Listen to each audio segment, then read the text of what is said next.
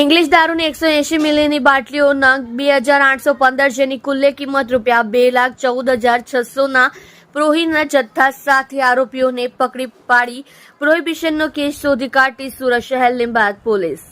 in charge police commissioner સાહેબશ્રીની સૂચનાથી હાલ આવનાર હોળી ધૂળેટી તથા લોકસભા ચૂંટણી અનુસંધાને પ્રોહિબિશન જુગાર પ્રવૃત્તિ નેસ્તનાબૂદ કરવા સારું આપેલ સૂચના મુજબ નાયબ પોલીસ કમિશનર સાહેબશ્રી ઝોન 2 તથા મહેકમ પોલીસ કમિશનર શ્રી સાહેબ ડી ડિવિઝન સુરત શહેરનાઓની સૂચનાથી police sub inspector Shri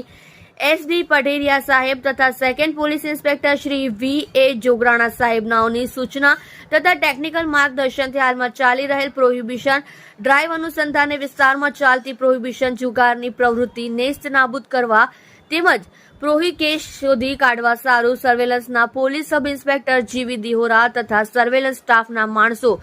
police station વિસ્તાર પેટ્રોલિંગમાં હતા તે દરમિયાન સર્વેલન્સ પોલીસ સ્ટાફના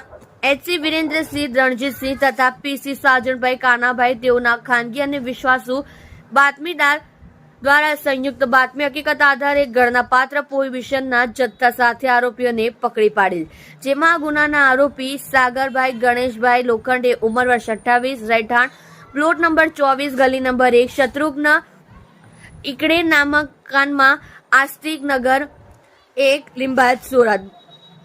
બબલુ ઉર્ફે ડમરૂ કાલીપ્રસાદ ગુપ્તા રહેઠાણ આસપાસ નગર લીંબાયત સુરત વોન્ટેડ